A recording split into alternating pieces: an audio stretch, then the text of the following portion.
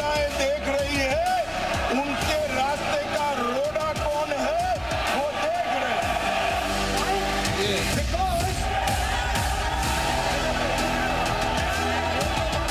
ये हिंदुस्तान का राजनीतिक जो स्ट्रक्चर है, इलेक्टोरल स्ट्रक्चर है, उसको बदलने की कोशिश है। ये हमने रोक दिया है।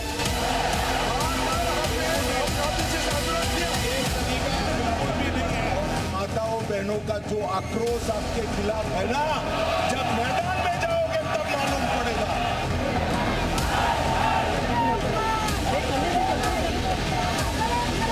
इस महिला आरक्षण को इस तरह से परसीमन से जोड़े कि वो पुरानी जनगणना पर चले जिसमें ओबीसी शामिल भी नहीं है, तो ये मुमकिन ही नहीं था।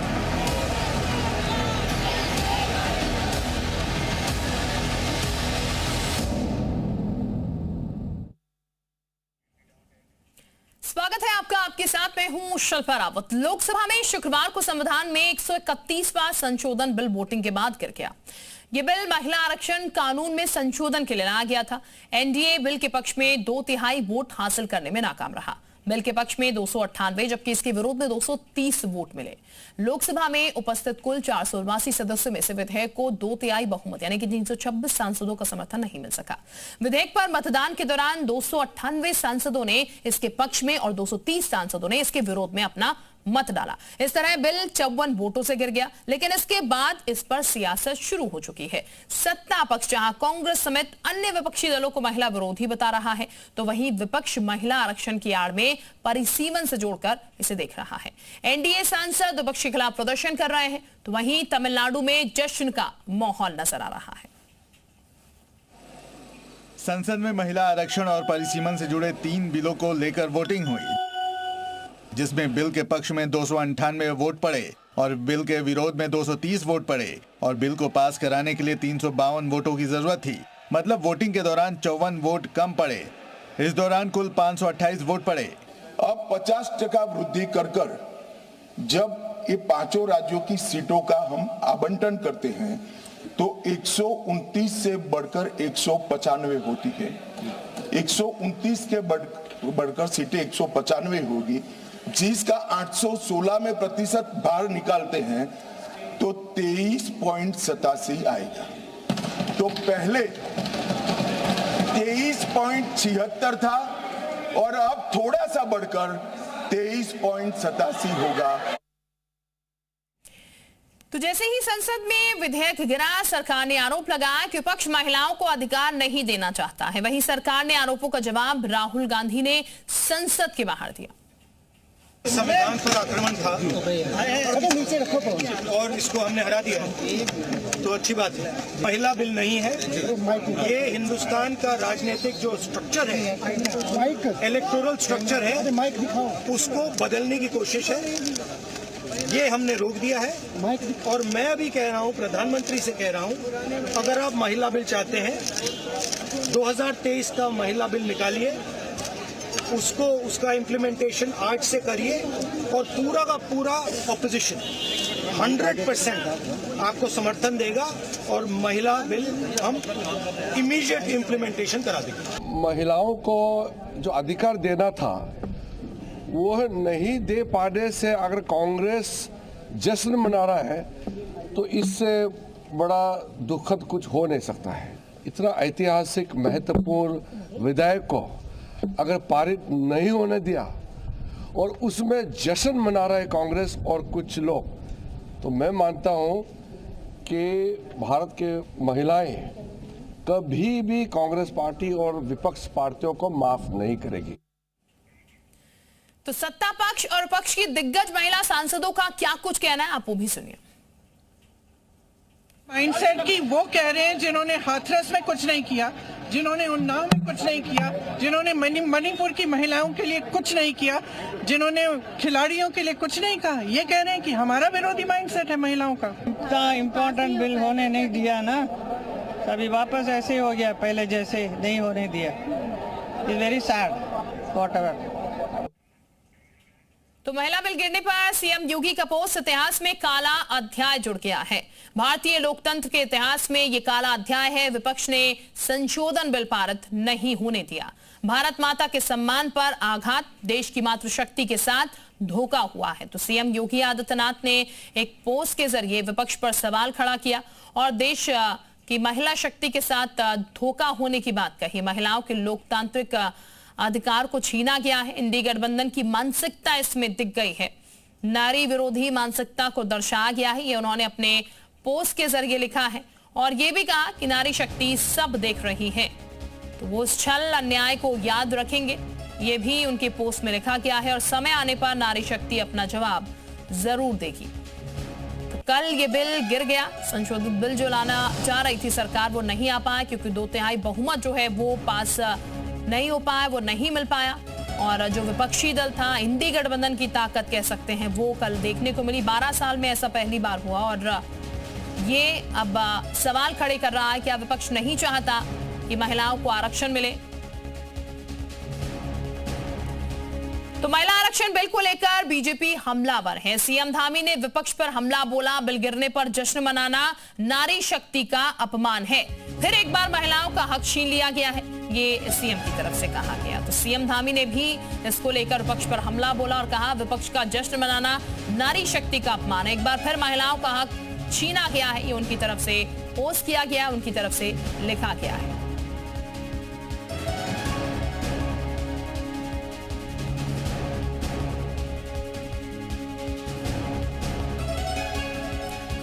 फिलहाल महिला बिल गिरने के बाद अब तमाम सवाल जो है वो खड़े हो रहे हैं और सत्ता पक्ष सीधे तौर पर एलिगेशंस लगा रहा है विपक्ष पर और ये सीधे कह रहे हैं कि जिस तरीके से ये बिल गिरा है उसका जो भी दोषी है विपक्ष है, कि विपक्ष ने यहाँ पर अपना बहुमत जो है वो नहीं दिखा। हमारे साथ तमाम खास मेहमान इस वक्त जुड़े हुए हैं।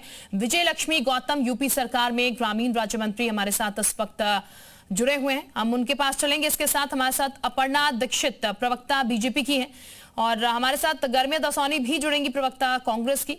हमारे सहयोगी विशाल रघुवंशी हमारे साथ जुड़े हुए हैं। सुरेंद्र डसीला हमारे साथ देहरादून से जुड़े हुए हैं। जयपाल हमारे साथ वाराणसी से इस वक्त जुड़े हुए हैं, उनका भी हम रुख करेंगे। तो सबसे पहले जरा हम सुरेंद्र का एक बार रुख कर लेते हैं, सुरेंद्र के पास चलते हैं। सुरेंद्र, जिस तरीके की ये पूरी प्रक्रिया चली उसके बाद चले हमारे साथ यूपी सरकार के मंत्री विजय लक्ष्मी जुड़ी, उनका हम सबसे पहले रुख करते हैं। विजय लक्ष्मी जी, ये जो पूरा बिल लाया गया था, जो संशोधन की बात की जा रही थी, क्योंकि विपक्ष ये तो कह रहा था कि हम समर्थन करते हैं लेकिन उतना सहयोग मिलता विपक्ष की तरफ से नजर नहीं आया। क्या महिला आरक्षण के विरोध में यहाँ पर एक तरीके से विपक्ष है जिसके चलते यहाँ पर बहुमत नहीं मिल पाया, वो 2/3 बहुमत जो मिलना था सरकार को, या फिर सत्ता पक्ष की एक कमजोर रणनीति रह गई? जो है कल टकटकी लगाई हुई थी लोकसभा में जो ये चल रहा था, तो ये कहीं ना कहीं पूरे आधी आबादी की ये हार है। इंडी गठबंधन के द्वारा जो माताएं बहनें हमारी जो राजनीति में आने के सफर को जो है देख रही थी, वो बिल्कुल है। और मैं ये कह सकती हूँ कि ये 3 दशकों से ये लगातार ऐसे ही आता था और फाड़ के फेंक दिया जाता था बिल। लेकिन देश के प्रधानमंत्री आदरणीय नरेंद्र भाई मोदी जी ने और मजबूत करने के लिए प्रयास जो किया, वो प्रयास को इन लोगों ने असफल किया। आधी आबादी माफ करने वाली नहीं है। ठीक, लेकिन विजय लक्ष्मी जी, जो प्रयास सत्ता पक्ष की तरफ से किया जा रहा था या करने की कोशिश की जा रही थी, उसमें कहीं ना कहीं संदेह की बू क्यों आ रही है विपक्ष के? विपक्ष कह रहे हैं परिसीमन को इसमें क्यों आप लोगों ने जोड़ दिया? जो देखिए, जो नियम है अगर हमें 29 में लागू करना है तो अगर हम उसको नहीं जोड़ेंगे तो कैसे होगा? वो नियम के विरुद्ध सारे काम करना चाहते हैं, वो ये दिखाना चाहते हैं कि हम महिला, लेकिन ऐसा नहीं है। वो सदैव से महिलाओं के, मुझे तो बहुत ये कहते हुए दुख हो रहा है तो उसमें माननीय सोनिया गांधी जी हैं, प्रियंका गांधी जी हैं, ममता बनर्जी जी हैं, और ऐसे बैठी हुई ये विपक्ष में अखिलेश यादव जी की पत्नी डिम्पल यादव जी बैठी थी। और जब महिलाएं आधी आबादी वहां बैठी थी, उनके सामने ये शर्मनाक कुकृत्य हो रहा था और उन्होंने आवाज नहीं उठाई।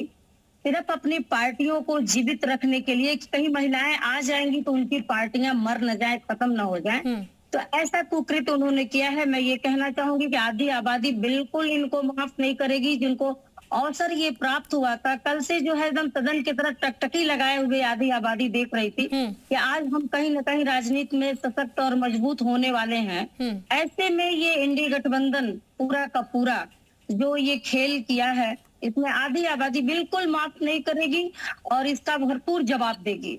बिल्कुल, लेकिन मैम चूंकि हम बार बार ये कह रहे हैं कि विपक्ष को लेकर एलिगेशन लग रहे हैं सत्ता पक्ष की तरफ से, क्योंकि विपक्ष का उस तरीके से सहयोग नहीं मिल पाया। हालांकि विपक्ष के हर एक व्यक्ति से अगर आप बात करेंगे तो वो ये कह रहा है महिला आरक्षण के खिलाफ हम बिल्कुल नहीं है, लेकिन जो संशोधन की बात इसमें की जा रही है, सरकार एक मास्टर स्ट्रोक खेलना चाह रही है ताकि चीजें जो है वो उसके पक्ष में आ जाए। और अगर परिसीमन होता है तो मौजूदा समय में जो सत्ता है, जिनके हाथों में सत्ता है, उनको इसका बेनिफिट मिलेगा। इसलिए हम इसके सपोर्ट में नहीं है। इसलिए लगता है 12 साल में जितना सपोर्ट वो नहीं जुटाया, कल वो सपोर्ट एक साथ इंडी गठबंधन का देखने को मिला इस बिल को गिराने के लिए।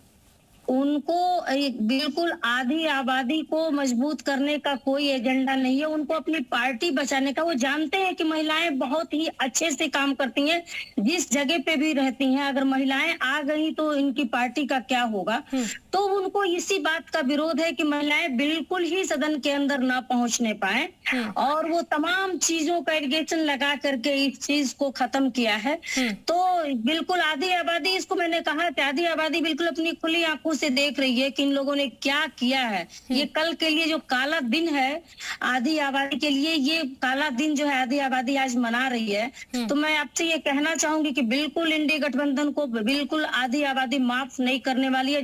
जो कल इन लोगों ने किया है, जो एक सुनहरा अवसर था भारत की महिलाओं के लिए राजनीति में अपने आप को सशक्त और मजबूत करने के लिए, यानी उसके दरवाजे बंद करता विपक्ष नजर आया है। मैं आपके पास वापस लौटूंगी। मैम गरिमा दसौनी भी इस वक्त हमारे साथ जुड़ चुके हैं, प्रवक्ता कांग्रेस की। स्वागत आपका भी।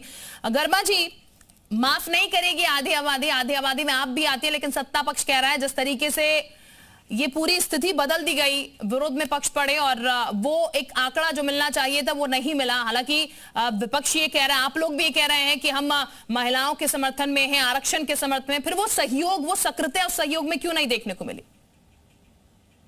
देखिए, ये बातें सिर्फ वो लोग कह रहे हैं जो भाजपाई कम पढ़ी लिखी महिलाएं हैं। जो पढ़ी लिखी हमारी जैसी समझदार महिलाएं हैं, उनको समझ में आ रहा है कि महिला आरक्षण की आड़ में वो क्या ला रहे थे। आप मुझे बताइए, 2023 में हमने तो पारित कर दिया, राज्यसभा वालों ने भी पारित कर दिया, लोकसभा ने भी पारित कर दिया, सारे विपक्षी दलों ने उसको पास कर दिया, करिए ना लागू। लेकिन अब आप लालची हो गए, अब आप अवसरवादी हो गए, अब आप उसमें 2 शर्तें जोड़ना चाहते हैं। 2023 में आपने कहा कि हम तुरंत इसको जनगणना करके और परिसीमन करके लागू कर देंगे। तारीख आप नहीं बताए कि कब लागू करेंगे, तो विपक्षियों ने कोई विरोध किया था क्या? और आप समर्थन की बात कर रही हैं। ये हमारा ब्रेन चाइल्ड है, ये हमारा पौधा है, हमारा बेबी है कांग्रेस पार्टी का, महिला आरक्षण देना। 1989 से लेकर पंचायती राज से लेकर नगर निगमों से लेकर हम तो लगातार महिलाओं को उनका हक दे रहे हैं। जिन्होंने महिला पहलवान बेटियों को उनका हक नहीं दिया, जिन्होंने मणिपुर की नग्न अवस्था में परेड कराई हुई महिलाओं का दुख दर्द नहीं बांटा। आपकी सरकार में लागू क्यों नहीं हो गया ये? क्योंकि नंबर गेम नहीं थे ना मैडम। सदन के अंदर ऐसा नहीं चलता शक्ति प्रदर्शन, सदन के अंदर नंबर गेम चलता है। और सबको पता है कि 2002 देखिए 96 में ये लाया गया, 98 में लाया गया, 99 में लाया गया, 2008 में लाया गया, 2010 में लाया गया, यूपीए सरकार में राज्यसभा में पास हो गया, लोकसभा में नहीं हो पाया। आप मुझे बताइए, इनके जो अभी बहुत कसीदे मंत्री साहिबा पढ़ रही थी, मोदी जी को तो मसीहा बनने के 2 मौके मिले थे। महिलाओं के मसीहा बन जाते। 2014 में एब्सोल्यूट मेजॉरिटी थी। ठीक है, चले मैं अपर्णा दीक्षित का रुख कर लेती हूँ क्योंकि और भी तमाम लोग हैं, फिर बारी बारी में वापस आपके पास लौटती हूँ। अपर्णा जी, जो बात गरिमा दौसानी मैम कह रही हैं, जिसका जिक्र वो कर रही हैं, 2023 में तो उन्होंने समर्थन कर दिया था ना, फिर आपने इसे एक्सटेंड क्यों करा? अवसरवादी क्यों हो गए आप लोग? देखिए, उस बिल में साफ मेंशन है नारी शक्ति अधिनियम 2023 में कि सेंसस होगा 2026 में। अगर सेंसस होगा तो ये 2 साल सेंसस में लगते, जनगणना में लगते, उसके बाद फिर 2 साल 3 साल परिसीमन में लगते। परिसीमन की एक प्रक्रिया होती है, प्रक्रिया में अलग अलग व्यवस्थाओं में गाँव में जाकर लोगों की लोक अदालत में जाकर बात करनी होती है। उस परिसीमन की प्रक्रिया के तहत तो उसमें बहुत वक्त लगता है। ये बिल 2029 में कैसे लागू हो जाए ये पूरी तरीके से हो नहीं पा रहा था, तो माननीय नरेंद्र मोदी जी द्वारा ये कहा गया कि इस बिल को हम संशोधित क्यों ना कर दें, अगर हम इसको बिल को देना ही चाहते हैं तो हम इसे जल्दी लागू क्यों ना कर दें। बस इसी के तहत इसको संशोधित की प्रक्रिया में लाया गया 2 दिन की, लेकिन इन लोगों ने अपनी राजनीतिकरण की वजह से इस बिल को नहीं होने दिया। ठीक है, यानी कि आपके हिसाब से राजनीति का शिकार ही हो गया। मैम वापस मैं आपके पास आते हैं, हमारे तमाम सहयोगी इस वक्त जुड़े हैं और महिलाओं के साथ जुड़े हैं, उनसे हम जरा सीधे राय जान लेते हैं। विशाल का सबसे पहले मेरे को लेते हैं, लखनऊ से विशाल हमारे साथ इस वक्त जुड़े हुए हैं। विशाल, आम जनता क्या कुछ कह रही है, क्योंकि सत्ता पक्ष है विपक्ष है, सबकी अपनी अपनी राय है, सबके अपनी अपनी बातें हैं, लेकिन जो आम जनता है जो इसका इंतजार कर रही थी या नहीं कर रही थी, जो भी चीजें हैं उनसे जरा सीधे जानने की कोशिश कीजिएगा। अब जब ये पूरी प्रक्रिया हो चुकी है, बिल तो गिर चुका है, अब उनकी क्या राय है, क्या उनकी प्रतिक्रिया इस पर सामने आ रही है?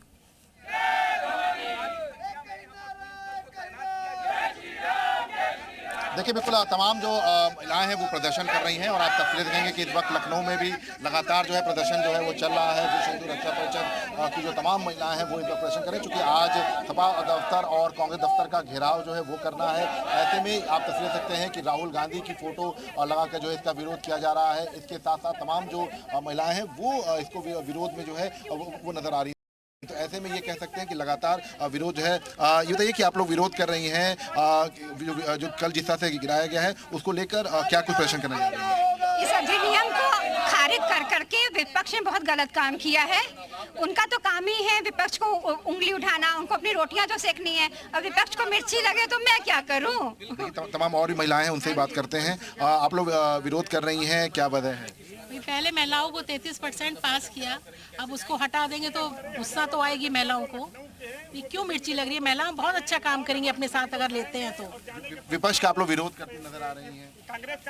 विरोध करेंगे ही, उस दिन खुशी मना रहे थे, सारे हमारे सपनों पे, बहनों के सपनों पे पानी फेर दिया गया। क्या क्या सपने देखे बहनों ने कि अब आगे बढ़ने का मौका मिलेगा, और विपक्ष ने पूरी तरीके से पानी फेर दिया। तो इसका हमें जवाब चाहिए, चाहे हम वहाँ जाके घेराव करें, इस मुद्दे को इतनी आसानी से हम नहीं जाने देंगे, हमें जवाब चाहिए। जब बिल गिरा तो आप लोगों की क्या पहली प्रतिक्रिया?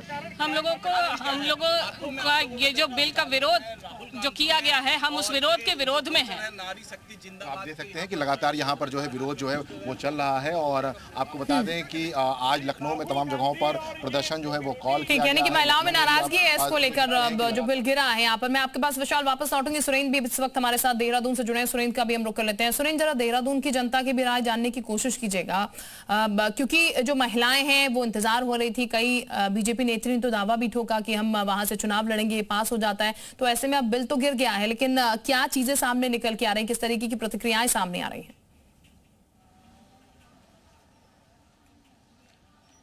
देखिए, संसद में जिस तरीके से नारी शक्ति वंदन बिल गिरा है, उसके बाद महिलाएं, खासतौर पे ऐसी महिलाएं जो शिक्षित हैं, जो इस बिल के बारे में जानती हैं, उनकी प्रतिक्रिया क्या है ये जानने के लिए मैं पहुंचा हूं। मेरे साथ कुछ ऐसी महिलाएं हैं जो नौकरी पेशे वाली हैं, वो किस तरह से देखती हैं। मैडम, आप बताइए, नारी शक्ति वंदन बिल पास हो जाता तो देश की संसद में, राज्यों की विधानसभा में 33% सीटें आप लोगों के लिए आरक्षित हो जाती। आप कैसे देखती हैं आप गिरने के बाद? अगर ये बिल पास हो जाता तो मुझे लगता है कि जो हमारे समाज की परिस्थितियां हैं वो काफ़ी हद तक हम बदल सकते थे, क्योंकि जो फीमेल्स हैं वो ज़्यादा बेटर गवर्नेंस दे सकती हैं।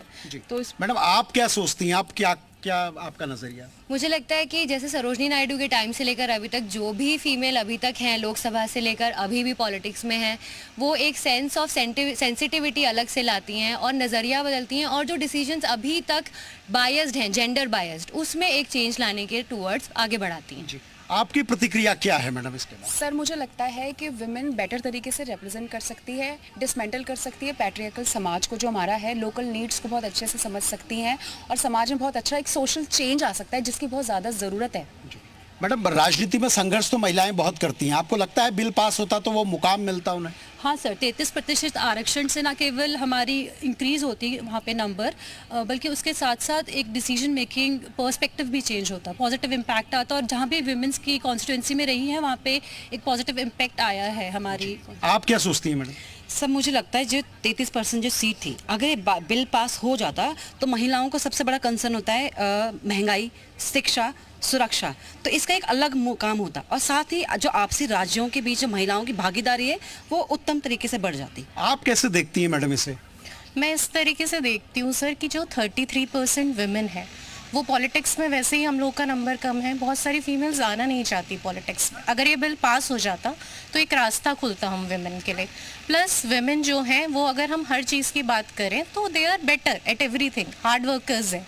अगर हम उनको इस फील्ड में लाएंगे तो वो बेटर कर सकते हैं। आपका नज़रिया क्या है मैडम?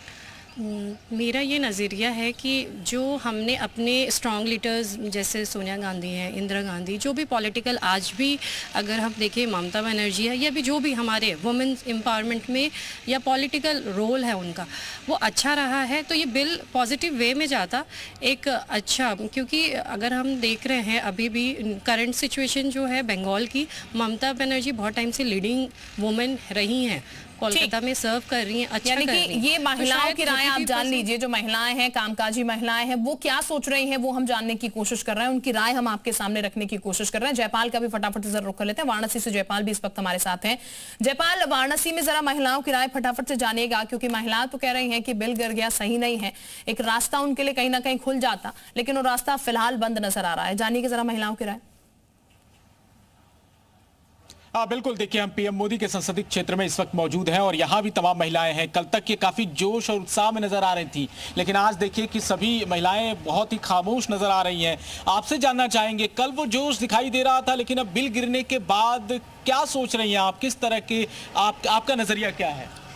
देखिए, मैं प्रधानमंत्री जी के क्षेत्र काशी से हूँ और काशी के लोग कभी उदास नहीं होते हैं, अपने सांसद से भी नहीं, क्योंकि हम लोग सांसद चुनते हैं। प्रधानमंत्री उनको बनाया है तो बहुत सोच समझ के बनाया है। लेकिन अब महिला बिल जो पास हो रहा था वो तो गिर गया, अब उसको लेकर क्या उम्मीदें थी? अब क्या निराशा है? देखिए, निराशा नहीं है, लेकिन आहत तो सभी मातृशक्ति हैं, क्योंकि बहुत ही सुंदर एक अवसर था सभी पार्टियों के लिए कि वो सब मिलकर के इस बिल को पारित करते तो देश हित में अच्छा होता।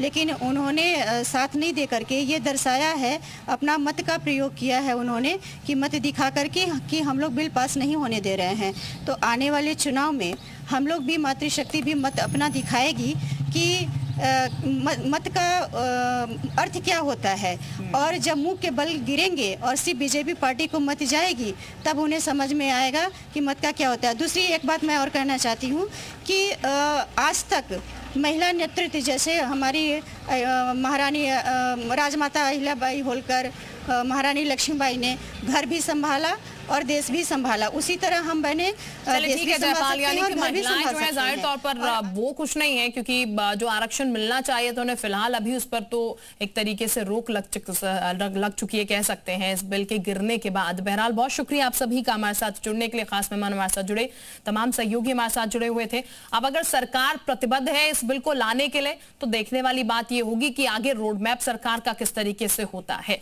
बहरहाल एक छोटे से ब्रेक के लिए रुक रहे हैं, लौटेंगे।